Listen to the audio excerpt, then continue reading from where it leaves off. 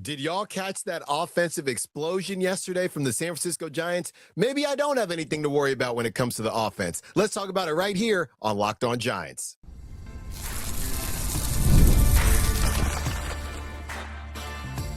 You are Locked On Giants, your daily San Francisco Giants podcast. Part of the Locked On Podcast Network, your team every day.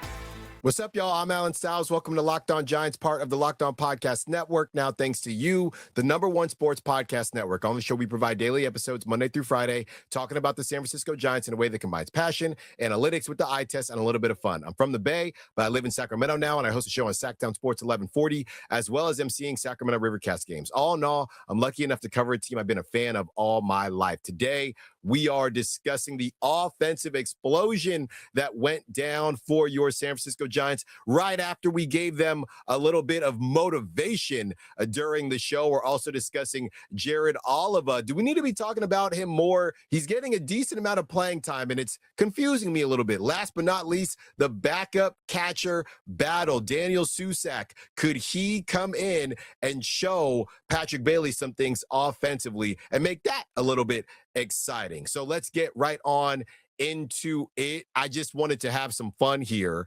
because we have this conversation about the Giants, and to be fair, was never really too worried about the Giants on offense. I'd said that before. It's more about their pitching, and funny enough, they actually lost this game. This is just a good old-fashioned spring training game. Let's see here. You had 3 home runs from the Giants, and you had Bryce Turang had 2 himself. 2 home runs from the Brewers. The Giants lose their first spring training game 13-12. But we're going to talk about the positives here. Harrison Bader hit a home run, and it hit what did it hit? Some type of truck. I think it might have been a food truck, something like that. Bryce Eldridge did it. Bryce Eldridge hits his first home run of the spring. We wanted to see it. It did not take him long to get it. That double that he hit early on, the first or second game, we knew he was already feeling it, and he hits his first home run of the spring. But it didn't stop there because Luis Matos also hit a home run. Luis Matos gets on the board. Luis Matos was 2 for 3. You had Bryce Eldridge, who was 1 for 2, 2 runs, 2 RBIs. Jung-Hoo Lee was 2 for 3 with an RBI. You had Victor Robles. We're going to talk about Victor Robles tomorrow as well. Christian Koss, he was 2 runs scored, an RBI. He was 1 for 2. So just an offensive explosion. Even Parks Harbor, he had a hit as well. So great stuff from the Giants. And, some of the battles that we've seen here that are going to happen throughout the spring, they are going to be a lot of fun. And I know a lot of people are complaining because the lot of the games aren't televised, and I get it. You can listen to a lot of them on the flagship, of course, but you don't get to see a ton of them in spring training. It's a lot of fun to watch. Don't get me wrong. I'm right there with you, but at least we're seeing clips. I mean, this is like the Wild Wild West. We're looking up random people that were at the games, and then their stuff's going viral. That's how I saw Bryce Eldridge's home run. Somebody had a video of it, so I saw that on Twitter. So it's not that easy to find this stuff, but we do know it's happening. We do know it's being recorded, and it is really, really nice to see. Jung-Hoo Lee in particular, I know it's still early. I know they're facing some guys that are going to be in the big leagues, of course. They're only throwing 1 inning. Everybody's essentially only throwing 1 inning right now, maybe at the most 2. But Jung-Hoo Lee early on, some of the stuff that we talked about, Jung-Hoo Lee maybe being able to focus more on hitting because he's in right field and there's less going on. No disrespect, but it's the same difference between, shortstop and other infield positions. There's more going on at shortstop than there is at first base. Or I guess the things that are going on are a bit different. When you're in center field, obviously you got to call off everyone. You got to make sure everybody is aligned. You have to have the most range. You have to worry about the most stuff. You got to back up the other outfielders as well. Right field, you don't have to do all that. And I know Oracle Park right field is a bit unique, but I do think that Jung-Hoo Lee will be better suited out there, will be better suited to focus on his bat getting on base, doing different things, stealing bags, a lot of different things Jung-Hoo Lee is going to be able to do. So I like what I'm seeing from him. And if you're wondering, Alan, you haven't read off any batting averages yet. I even for me, it's too early. Okay, so what are we, 5-6 games in? Let's get to the 10-game mark. I believe we have about 20-ish games left. Let's get to the 10-game mark, and then we can look up some spring training batting averages. And I see a lot of people in the comments, these games don't matter. Look, I don't know what you want, all right? When there's not games going on, you say, enough with the rumors. Okay, well, there's no games going on. Now there are games going on. These games don't mean anything. Look, we know we are waiting for opening day when the Giants take on the New York Yankees. It's going to be legendary. But until then, are you not entertained? 12 runs, Bryce Eldridge bomb, Luis Matos bomb. The same day I'm going back and forth with Susan Slusser about Luis Matos and his options and who's going to the World Baseball Classic. He hits a home run and everybody's tagging me. Alan, did you see the home run? Yes, I saw it. Well, I didn't technically see it, but yes, I saw that he hit a home run. So this is great stuff. This is what we have right now. And like I said, you got 20 more games of it. So you better learn to love it up until opening day and the real deal starts, and all eyes are on San Francisco taking on the New York Yankees. And Aaron Judge, facing his quote-unquote hometown team. Don't get me started on that. That's a conversation for a different day. But what we're seeing from Jung-Hoo Lee, I really like. Bryce Eldridge, obviously, the strikeouts are always going to be tough to see, but that power, he's putting it together. And don't get me wrong, when you are down in Arizona, I know it's kind of confusing. It's, does the ball fly out here? Is it actually tougher to get the ball out? The balls, they do fly out in the spring. They do, but there's nothing wrong with that. Get everybody's confidence up, have everybody flying high. I don't know about the pitchers, but get everybody's confidence up. Everybody's flying high. It reminds me of when I would go to showcases in Arizona. Everybody would run faster. Everybody would throw harder. Everybody would hit further. And that's just how it would feel. It's a very showcase feel out there. And I'm sure it's turning back the clock for a lot of these guys who went through those showcase recruiting circuits and things like that. So I'm really excited, as you can tell. What an outstanding game. I know it's a loss, but as everyone keeps saying, doesn't matter if you win or lose. Let's look at the pitching because, of course, they didn't have a great day to give up 13 runs. Where did most of that damage come from? Well, Carson Whisenhunt. And I know we just talked about Carson Whisenhunt, and his uptick in velocity did not help him yesterday. He threw one inning, gave up 5 earned runs, only 1 hit, 4 walks, though. That's not going to work. He did get 1 strikeout. Adrian Hauser did throw 2 innings, 3 hits, 1 earned run, and 1 walk. You had Tristan Beck, 1 2/3 innings, 2 earned runs, 2 walks, 1 strikeout. Jose Buteau, he gave up a hit and 1 earned run. And Nick Margevicius, 5 hits, 4 earned runs in 1 2/3 innings, no strikeouts, 1 walk as well. So not a great look from Nick Margevicius, but that's what happens when you have some of these blowout games. The Giants gave up 15 hits, 1 error as well. The Milwaukee Brewers gave up 11 hits and 1 error as well. So, no harm, no foul. I thought it was just great to see everybody and kind of the community that's growing tagging me when Luis Matos hit that home run. I had a smile on my face like the Cheshire Cat in Alice in Wonderland. And then to have Bryce Eldridge hit a home run as well, which is the one thing I was looking for. So now I need a new wish list. Now I need something else to look for in the spring because Bryce Eldridge already got his home run. Maybe he can get a couple. But now I have to think about what else I want to see throughout the duration of spring training. Could it be Jared Oliva getting more playing time? Yes, Jared Oliva, this guy, he's gotten a couple starts, not to get back to starting a lineup gate or whatever it is, but pretty sure that dude's not going to the World Baseball Classic. And the Giants seem pretty interested in what he can bring to the table. Let's get into it on the other side. More Locked On Giants coming up.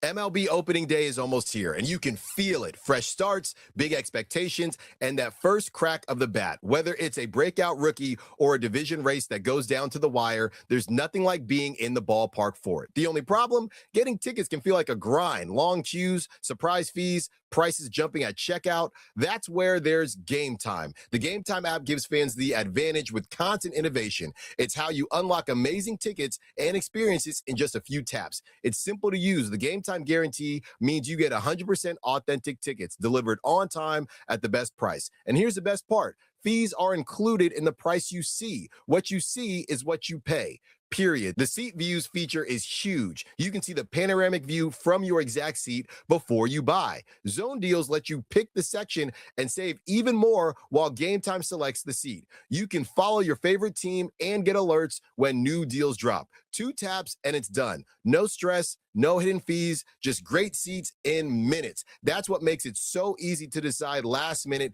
to hit a game. Take the guesswork out of buying MLB tickets with Game Time. Download the Game Time app, create an account, and use code LOCKEDON for $20 off your first purchase. Terms apply. Again, create an account and redeem code LOCKEDON for $20 off. Download the Game Time app today.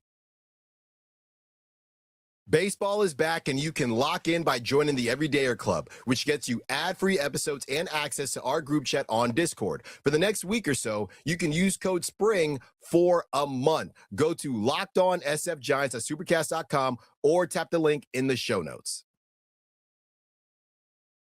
Next segment with you, and I got to be honest, I was a little confused when I saw Jared Oliva's name pop up in the starting lineup a couple days ago, and he is again starting today. I'm doing my show at the same time, so it's a couple hours or an hour or so before the game starts up, and I had to go back and do some research thinking, did I talk about Jared Oliva? Did anybody talk about Jared Oliva joining the team? I think what happened was when they announced the non-roster invitees, I believe it might have gotten truncated or thrown into that when they added guys to that roster, because I don't recall it as a standalone situation.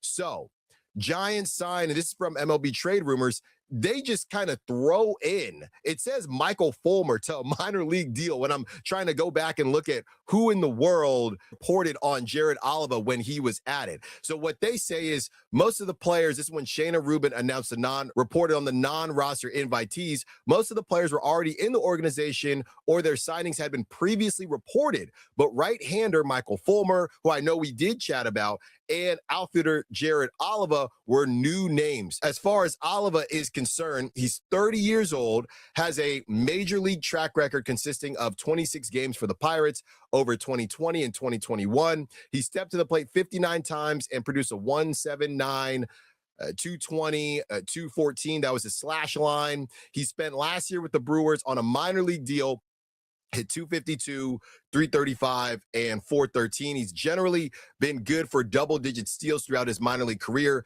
and swiped, here you go, 57 bags last year. 57 bags last year. So he's 30 years old. The good thing about Jared Oliva is that he has 2 options left. So he doesn't necessarily need to make the team. It would be a very tall task for him to do so. But going back to some of the back and forth we had yesterday with other Giants fans and beat writers, all of that, I do not believe Jared Oliva is going to the World Baseball Classic. I could be mistaken. I tried to look it up from everything I've seen. I do not think Jared Oliva is going to the World Baseball Classic, and he's already started a couple games here in the outfield. So this is a guy that the Giants, when they sit there and they say, hey, we need to steal more bags, they went out and they had Justin Dean, but they moved on from him. Joey Weimer. These were other guys that we thought were going to add a bit of that dimension to the Giants. They end up not making it to spring, but then you bring in a guy like Jared Oliva, who that's his calling card, as the saying goes.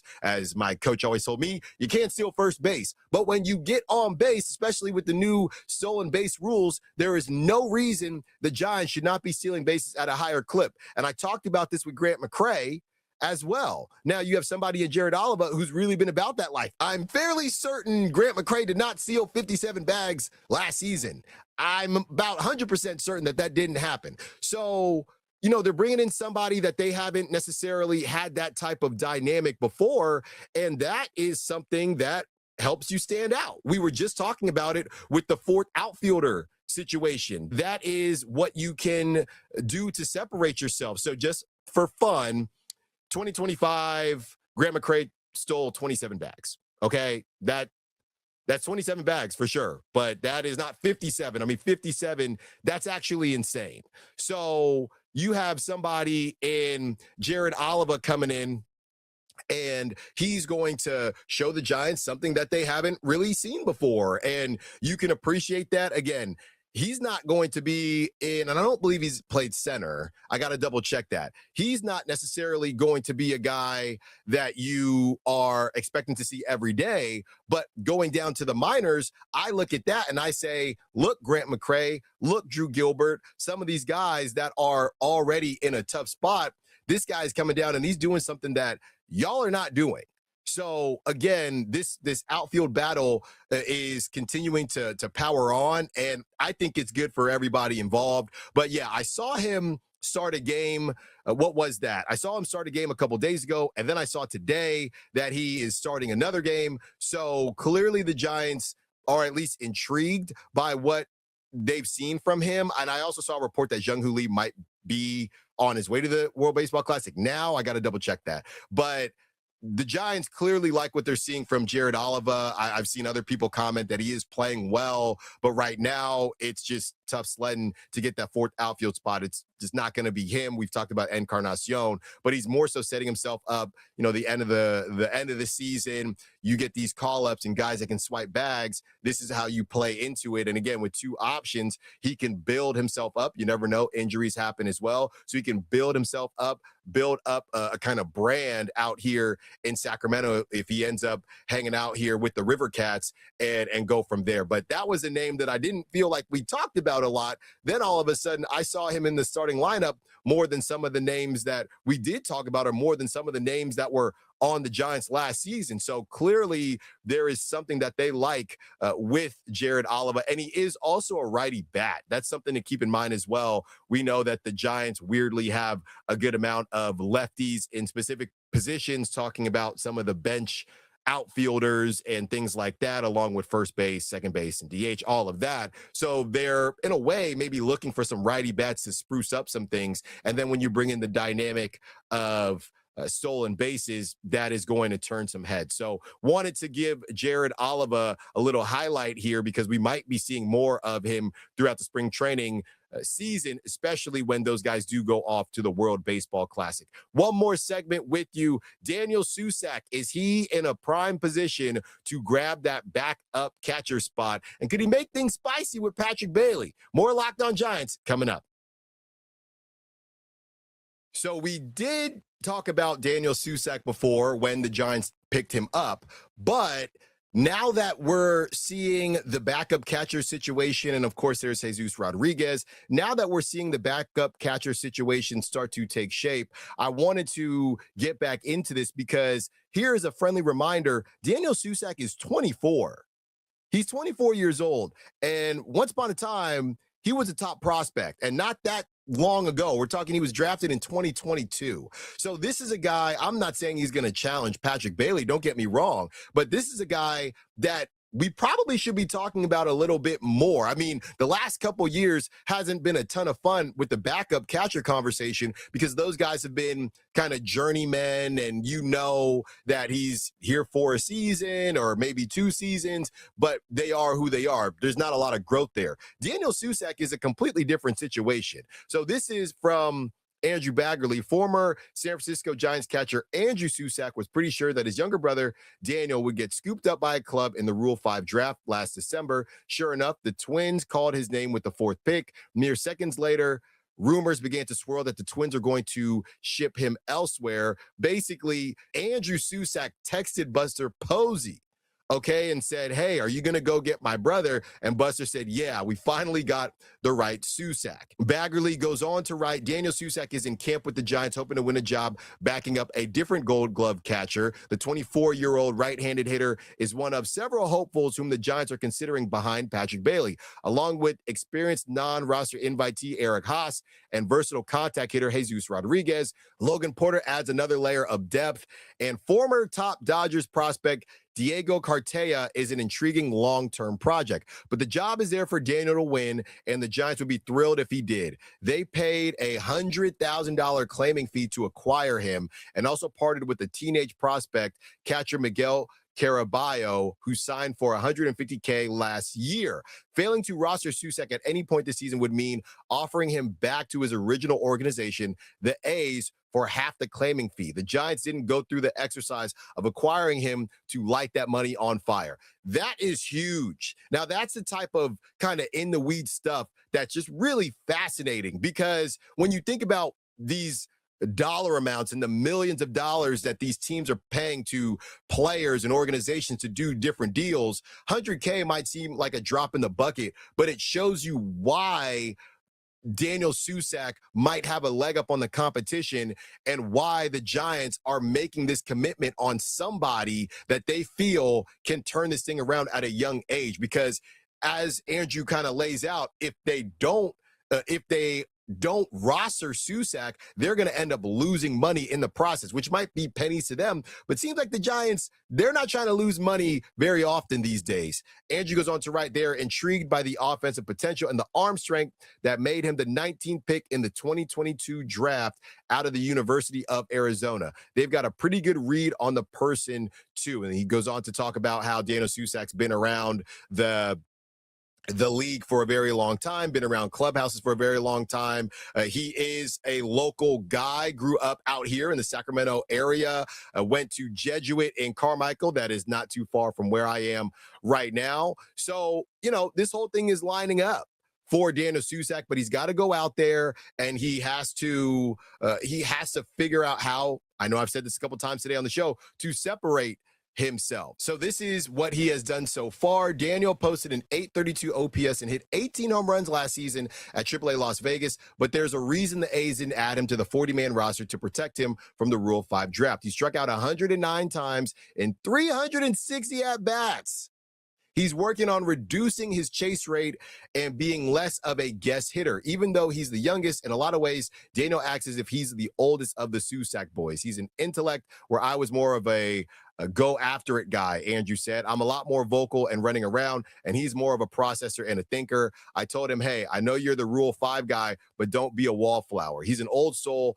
It's almost to a fault sometimes, and I tell him that when you're hitting, you don't always have to think along with the pitcher. Sometimes it's see ball, hit ball. He'll take a good pitch because he's thinking too much, but I've got to give him credit as far as game planning.